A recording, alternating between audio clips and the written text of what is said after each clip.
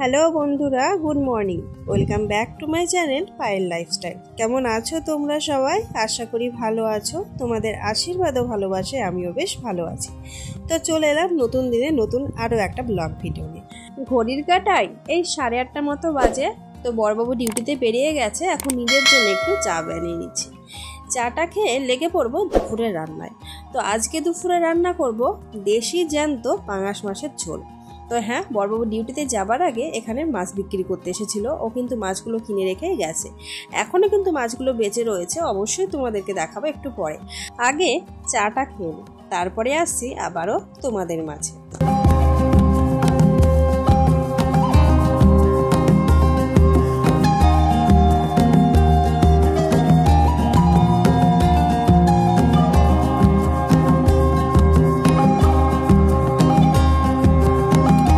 চলে এলাম বেশ কিছুটা সময় পরে। তো মাঝে অনেক কাজ করেছি, জামা কাপড় বাইরে রোদে দিয়েছি, অনেকদিন পর রৌদ্র বেরিয়েছে। এদিকে দেখো ভাত প্রায় ফুটে গেছে। তো ভাতের ফ্যানটা ওদিকে ঝরিয়ে ভাবছি মাছটা কেটে নেব। আর এই যে দেখো, একদম এটা হচ্ছে দেশি পাঙাশ মাছ। আর মাছটা কিন্তু এখনো বেঁচে রয়েছে। যখন মাছগুলো কেনা হয়েছিল তখন দুটো মাছই কিন্তু বেঁচে ছিল। এখন একটা মাছ অনেকটা সময় হয়েছে তো তাই মারা গেছে, আর একটা মাছ দেখো বেঁচে রয়েছে, দেখে বুঝতেই পারছো। তো এখন মাছটাকে কেটে নেব। আর এখানকার মাছ দাদারা কিন্তু মাছ কেটে দেয় না, এটা হচ্ছে সব থেকে বড় সমস্যা।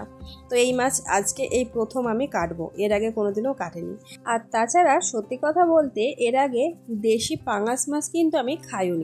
বিদেশি পাঙাশগুলো খেয়েছি, যেগুলো বাজার থেকে একদম কেটে বিক্রি করা হয়। তো এই মাছটা আমি এই প্রথমবার মানে দেশিটা চোখে দেখছি, এমনকি কাটবো, রান্না সবটাই করব। তো চলো, যেমনভাবে পারি কেটে নিয়ে আবারও চলে আসছি তোমাদের মাঝে। তো বন্ধুরা সাথে থেকো।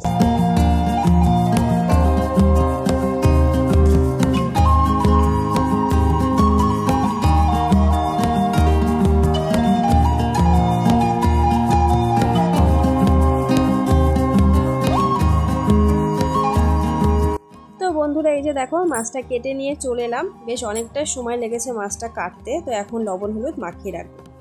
ওদিকে গ্যাসে কড়াই বসিয়ে দিয়েছি, তেলটা গরম হয়ে গেছে, তাই ভাবলাম ভেন্ডিটা আগে ফ্রাই করে নিই।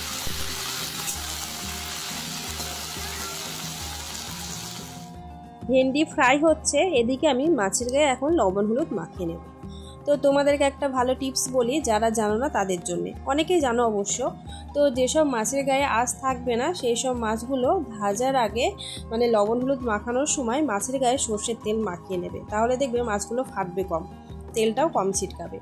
আর তোমরা যদি তেল না মাখিয়ে মাছটা ভাজো তাহলে দেখবে মাছগুলো অনেক পরিমাণে ফাটে আর তেল পড়ে গায়ে, তো সেখান থেকে পুড়ে যাওয়ার ভয় থাকে। তো সেই জন্য এই যে দেখো, আমি লবণ হলুদ আর সর্ষের তেল দিয়ে কিন্তু মাছটাকে মাখিয়ে নিচ্ছি। আর মিনিমাম 10 মিনিট মতো রেখে দেবো, তারপরে কিন্তু মাছটা ভেজে নেব। এদিকে আবারও দেখো, কড়াইটাকে ধুয়ে পরিষ্কার করে নিয়েছি, যেহেতু আগে ভেন্ডি ভেজেছি। তো তেল দিয়েছি, তেল গরম হয়ে গেছে। আর তেল কিন্তু আমি বেশি পরিমাণে দিইনি, কেননা পাঙাশ মাছে খুব বেশি তেল লাগে না ভাজতে, এমনকি পাঙাশ মাছ থেকে কিন্তু জল ছাড়ে। আর সেই কারণে অল্প তেলে কিন্তু দেখো মাছগুলো আমি ভেজে নিচ্ছি।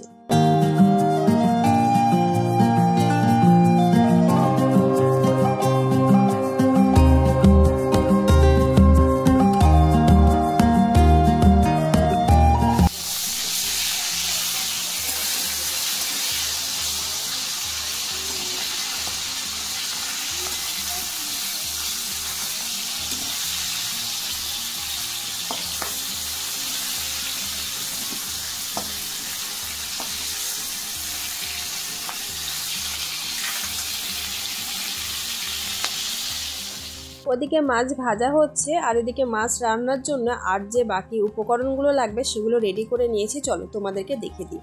এখানে একটা আলু নিয়েছি, তোমরা চাইলে আলু নিতেও পারো না নিতেও পারো। তো আমি একটা আলু অ্যাড করব, লম্বা লম্বাভাবে কেটেছি। আর এখানে অল্প রসুন, একটা পেঁয়াজ, একটা টমেটো, আর কাঁচা লঙ্কা, আর আদা জিরা, এই মশলাগুলো দিয়ে আমি পেস্ট করে নেব। আর এই মাছটা না মানে অল্প মশলা থেকে একটু বেশি মশলা দিয়ে রান্না করলে কিন্তু পাঙাশ মাছ খেতে বেশি ভালো লাগে।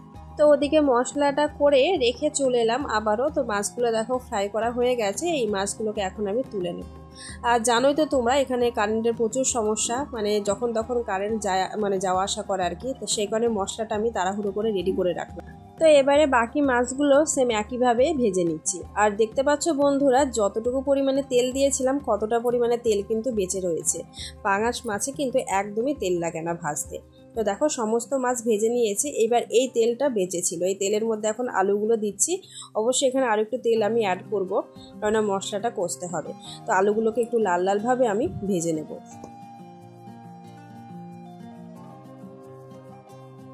আলু ভেজে নেওয়া হয়ে গেছে, কড়াইতে আরও একটু তেল অ্যাড করেছি, দিয়ে দিলাম তেজপাতা আর পাঁচফোড়ন আর আগের থেকে পেস্ট করে রাখা মশলা, সেই মশলাটা অ্যাড করে দিয়ে এখানে আমি পরিমাণ মতো লবণ, হলুদ আর এখানে একটু লঙ্কার গুঁড়ো অ্যাড করলাম। তো এই মশলাটাকে এখন আমি বেশ কিছুটা সময় নিয়ে কষিয়ে নেব। আর কথাতেই আছে, মশলা যত পরিমাণে কষাবে রান্নার টেস্ট কিন্তু তত বেশি বাড়বে। তো সেই হিসেবে আমি হাতে কিছুটা সময় নিয়ে মশলাটাকে কষিয়ে নিই।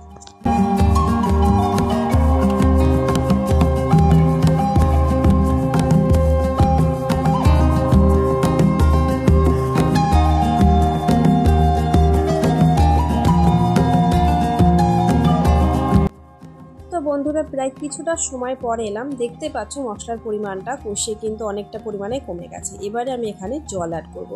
তো মশলা করার পরে অল্প একটু মশলা হওয়া জল ছিল আর কি, বেঁচেছিল, সেই জলটা দেখো অ্যাড করে দিলাম। এই জলটা অ্যাড করে মশলাটাকে আরও একটু পরিমাণে ফুটিয়ে নিয়ে আরও কিছু পরিমাণে পরে আমি জল অ্যাড করব।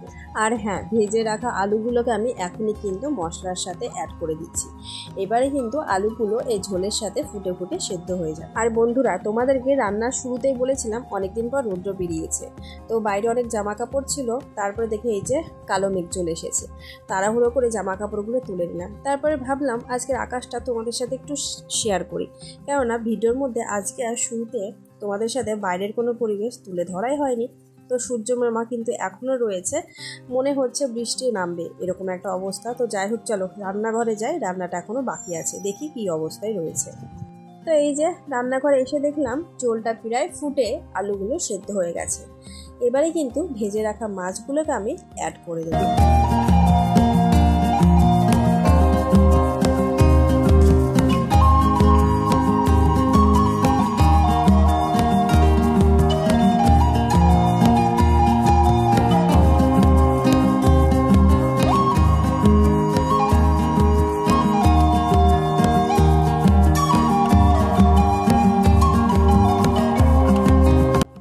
তো দেখতেই পাচ্ছ বন্ধুরা, রান্না প্রায় শেষের দিকে, কেননা ঝোলটা অনেকটা কমে এসেছে।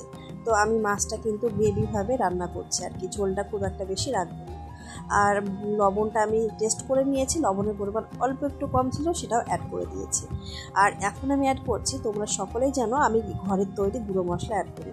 তো এই যে ওই গুঁড়ো মশলা একটু অ্যাড করে দিলাম। তো রান্নাটা কমপ্লিট, এবারে কিন্তু আমি মাছের তরকারিটা নামিয়ে নেব।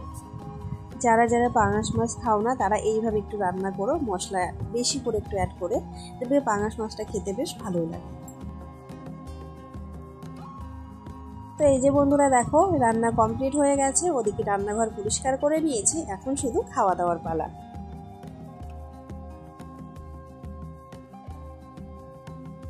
বন্ধুরা খাওয়া দাওয়া করে চলে এলাম তোমাদের সামনে। ভাবছিলাম ভিডিওটা শেষ করে দেবো, তারপরে ভাবলাম যে না, এটা তোমাদেরকে দেখায়, কেননা অনেকদিন আগের অর্ডার করেছিলাম, একটা পার্সেল এসেছে, প্রায় 15 দিন লেটে আসলো। কেননা এটা কলকাতা থেকে এসেছে। এটা হচ্ছে শোমিজ কোম্পানির একটা নাইট ক্রিম, যেটা আমি ইউজ করি, কিন্তু শেষ হয়ে গেছে আজ থেকে প্রায় 20 দিন আগে। আমি মানে লেটেই অর্ডার করেছিলাম, তার থেকেও লেটে মানে হাতে পেলাম। এমনিতেই 257 টাকা দাম, সেখানে 324 টাকার দাম নিয়েছে, আমার সাথে ডেলিভারি চার্জ নিয়েছে, তারপরে আবার লেটে। তো যাই হোক, অবশেষে অনেকদিন পর হাতে পেলাম, এটাই মানে ভালো লাগছে। আর এখানে আমি ডেটটা দেখছিলাম, ডেট ঠিকঠাক আছে নাকি। আর এদিকে আমার ছানাদের হাত দেখতে পাচ্ছ, ওরাও কিন্তু দেখার জন্যে মানে রেডি হয়ে গেছে ভিতরে কি আছে। তো তারপরে দেখো এই যে একটু খুলে দেখছি, এই নাইট ক্রিমটা ভীষণই মানে সুন্দর আর ভীষণই সফট, খুবই ভালো, মানে মুখে লাগালে একদম মুখের সাথে মিশে যায়, স্কিনটাও খুব ভালো লাগে।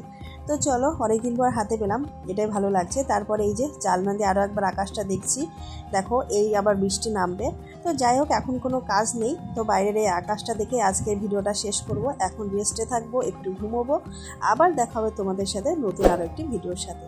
তো বন্ধুরা, আজকের ভিডিও দেখার পরে কেমন লাগলো অবশ্যই কমেন্টে জানাবে। আর পুরো ভিডিও যদি ভালো লেগে থাকে তাহলে চ্যানেলটি সাবস্ক্রাইব করে পাশে থেকে যাবে। আর মিষ্টি করে একটা কমেন্ট করে যাবে, সেই কমেন্টের মাধ্যমে চলে যাব তোমাদের পরিবারে। সাধারণ ভিউয়ার্স, ইউটিউব ফ্যামিলি ফ্রেন্ড সকলকে অসংখ্য ধন্যবাদ ডেইলি আমাকে সাপোর্ট করার জন্য, আমার পাশে থাকার জন্য। তো বন্ধুরা, আজকের মতো আসি, টাটা, ভালো থেকো।